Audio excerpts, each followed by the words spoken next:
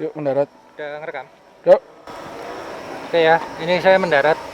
Mana drone? Oh itu. Lu. Mau hati.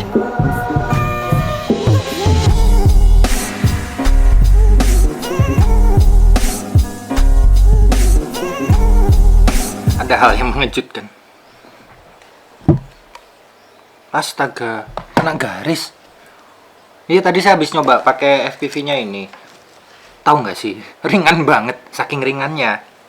Saya topang pakai kelingking saya aja nggak apa-apa. Ya, nggak imbang. Tapi dipakai kelingking nih, saking nggak beratnya. Saya sudah coba tadi, pemirsa.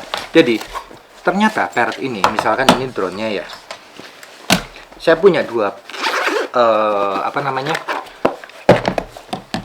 remote. Maka dari sini, pemirsa, maka untuk pairing dari sini ke sini, ini ke sini, itu gampang banget. Cukup pakai kabel charger USB-C,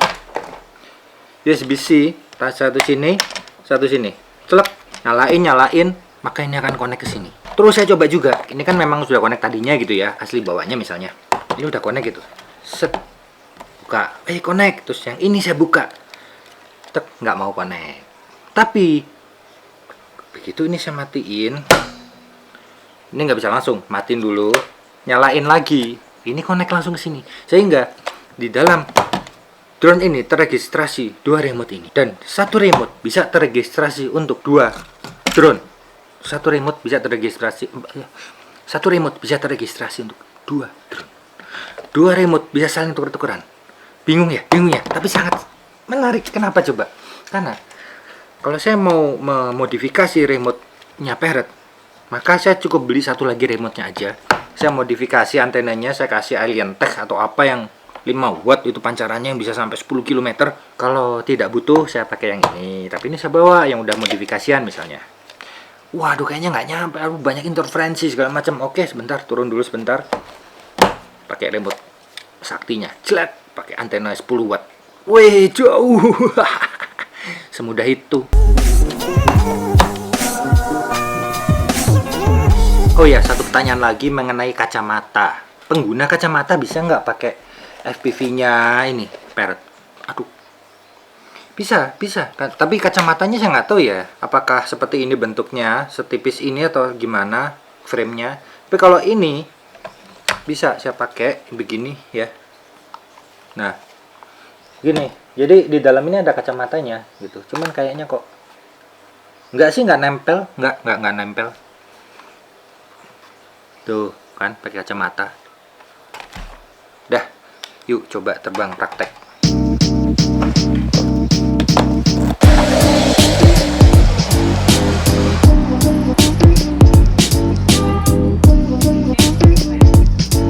Halo. Enteng ya. Fungsinya kayak gede-gede yo. Nah ini loh yang disuka. Lentur Roy. Ciri khasnya parrot ini kan, lenturnya ini kan. Jadi saya mau crash dia nggak langsung masuk krak. Nah itu toh.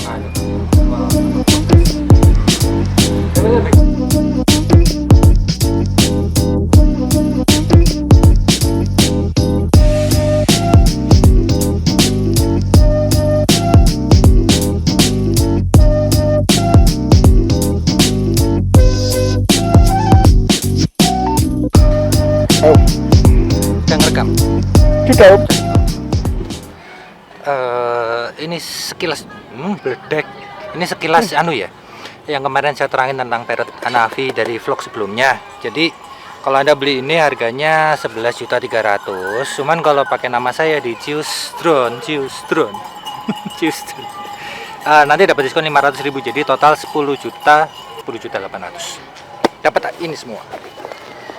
Dan saya tuh sukanya ya. Biasanya kan teman-teman tuh bingung kalau mau nerbangin drone itu cari meja. Oke, nggak usah pakai meja. Ya memang kayak orang jual minuman, kayak orang jual rokok di terminal. Tapi semuanya udah ada di sini. Kita nggak usah repot-repot cari. Biasanya suka cari, aduh taruh di mana tasnya, taruh di mana ininya, remote-nya segala macam. Ini udah ada meja. Tuh, jadi lebih enak aja sih buat kerja. Kan ini musim hujan. Becek di bawah. Gak usah bingung naruh-naruh. Udah ada meja. Jadi yang kameramennya biar keracunan soalnya. Ini saya terbangkan tanpa dulu ya. Tanpa FPV. Nah, di sini taruh ininya. Taruh, nyalain.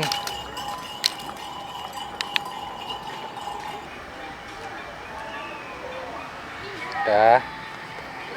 Lihat sini, ini taruh lagi nggak apa-apa, taruh dulu.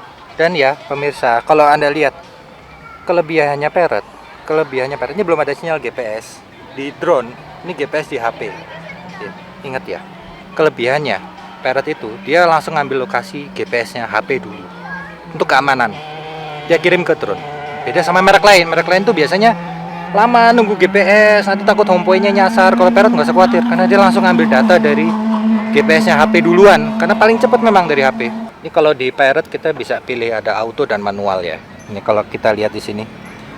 Bisa auto 2,4, bisa auto 5,8. Tapi kalau mau pindah ke 5,8, manual dulu. Pilih 5,8-nya. Kemudian klik auto. Maka dia akan mencari otomatis di sini nanti kalau ada gangguan di tengah jalan gitu. Beda sama yang lain ya. Jadi HP-nya nggak usah. HP 5,8, pakai HP yang 2,4 yang biasa, HP jadul-jadul juga bisa. Karena settingannya di sini, apa namanya? Pemancar 5,8-nya bukan di HP-nya. Bisa pakai 5,8. Yuk.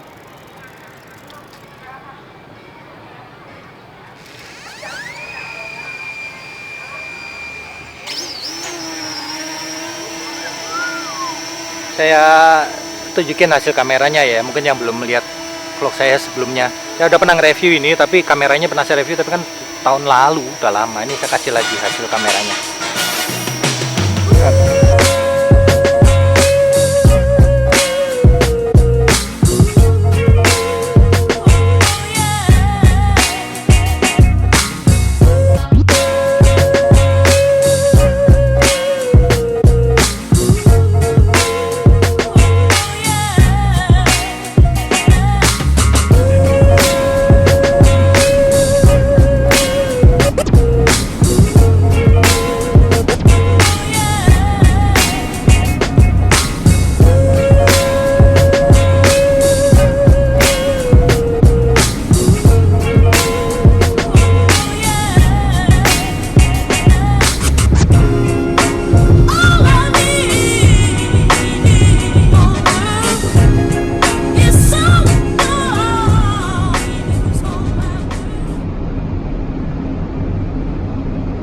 Above.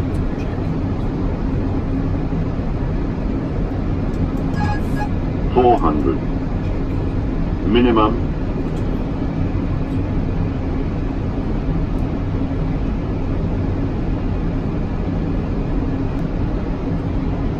$100. 80, 70, 60, 50, 40, 30, 20, retard, retard, retard.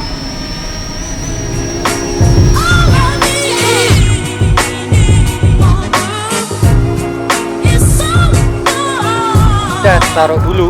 Nah, gini kan santai. Nah, sekarang dimatikan, dimatikan drone-nya, dilipat, ininya dicabut, semua dilakukan sendiri, nggak perlu dibantuin orang kecuali megangin kamera. Atau HP sini ya nggak apa-apa. Drone-nya masukin, remote-nya dulu.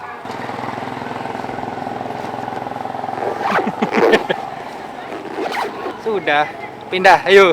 Jadi ini sebenarnya cocok untuk militer juga. Iya nggak sih? Iya nggak, Bro? Iya. Karena cepet, jadi terbang cepet, mendarat cepet, langsung diringkes lagi, berangkat lagi. Itu. Satu lagi Om, Apa? suaranya halus. Suaranya juga silent, enak-enak. Suaranya nggak mengganggu orang banyak, nggak narik perhatian anak-anak kecil. Jadi saya bisa lihat kamera, saya bisa lihat masnya. Karena ini saya pencet di bawah, dia pakai kamera HP. Saya bisa lihat drone-nya. Gitu. Jadi pertama ya disiapkan dulu. Jangan pakai tampilan FPV. Nanti kalau udah terbang, baru pindah ke FPV. Jadi aku agak kesini.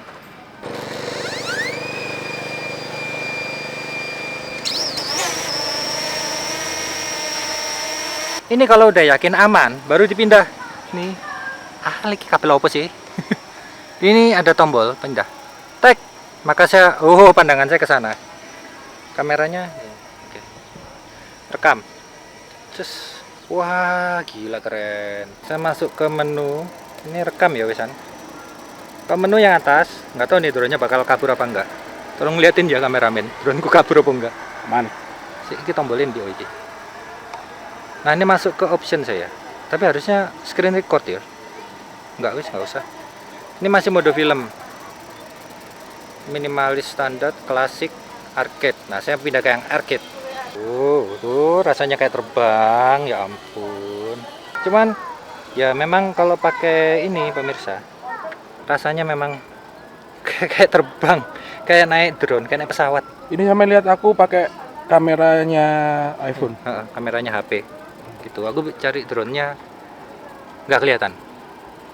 Udah pindah lagi ke mata drone. Kameramen ini penasaran. Kameramen penasaran. Ayo coba yuk. Ini mumpung setelannya wis enak, pas. Coba pindah ke kamera HP dulu. Pindah kamera HP. Nah.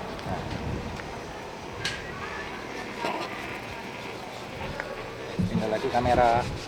Buset, amazing om. Asik ya.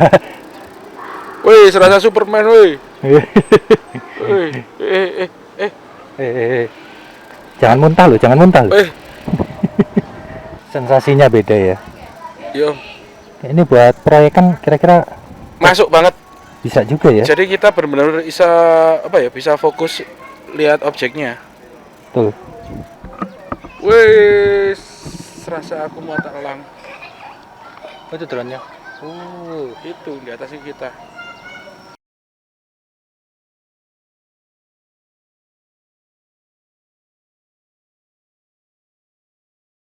Yuk mendarat.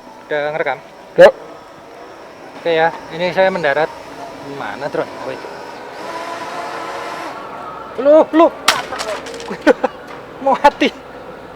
Why? Oh, baterai.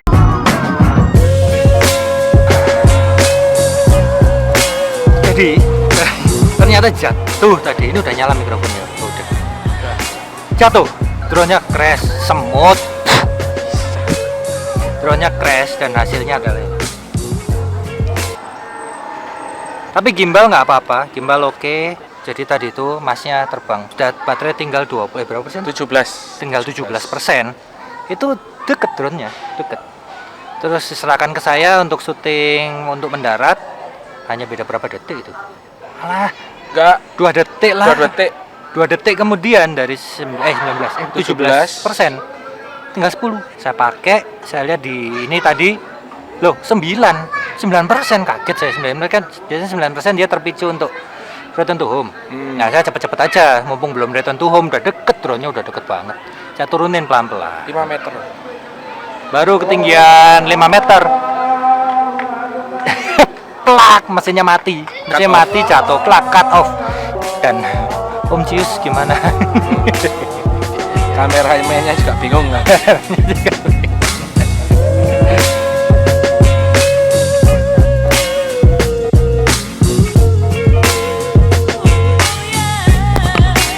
Kita harus benar-benar hati-hati nanganin baterai. Ini nggak bisa sebenarnya, kenapa jatuh tadi baterainya. Saya siapin ini. Coba diisi dulu karena ya baterai itu udah jatuh dari ketinggian 5 meteran tadi, kebentur, terus permukaannya penyok. Jadi jangan sembarangan langsung main tancap jangan. Anda harus benar-benar melihat situasi kondisi. Gunakan lipo bag itu penting. Yang namanya cut off itu sebetulnya adalah terputus hubungan, bukan hubungan terus jadi jomblo, bukan. Terputus hubungan tegangan antara sumber daya dengan yang diberi daya. Yang terjadi pada Tanavi yang saya nggak pernah ikut grup-grup, tapi teman-teman yang ikut grup itu banyak sekali yang cut off tiba-tiba jatuh dari udara, bahkan ada yang baru beli 2 minggu udah terjadi jatuh dari udara. Dari pengalaman saya barusan ini ketahuan bahwa cut off itu pasti sumbernya dari baterai. Kalau baterai tidak fit, tidak prima, drop. yang akan yang dialami akan seperti saya tadi, dari 20% ke 0 itu sangat cepat dalam hitungan detik. Mungkin kalau di total tadi 2 detik ditambah lagi kejadian itu 3 detik, 4 detik lah. Dari 20% ke 0 itu 4 detik.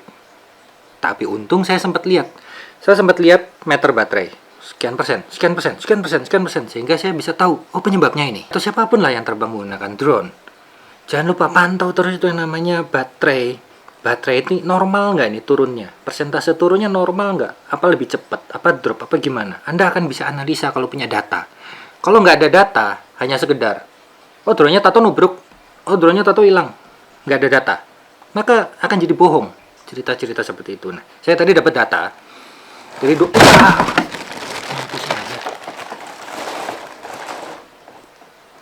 dari 20% ke 0 itu sekitar 4 detik saja. Artinya baterai sudah tidak layak dan harusnya tidak saya gunakan untuk terbang tadi.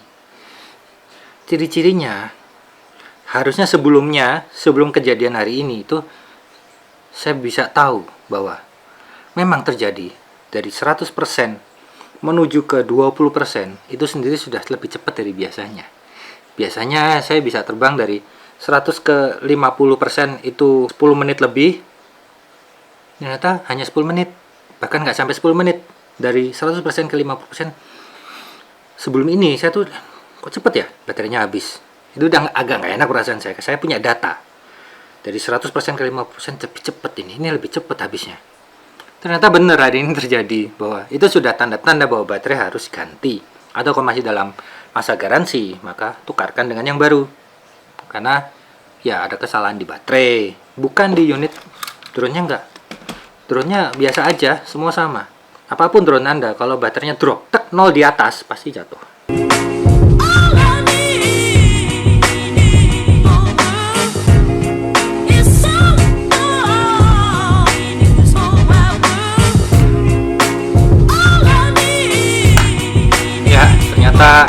Kamera dan gimbal tidak ada masalah, siap terbang lagi, dan tidak ada kerusakan yang berarti di unit drone-nya. Padahal bawahnya itu tadi tuh paving.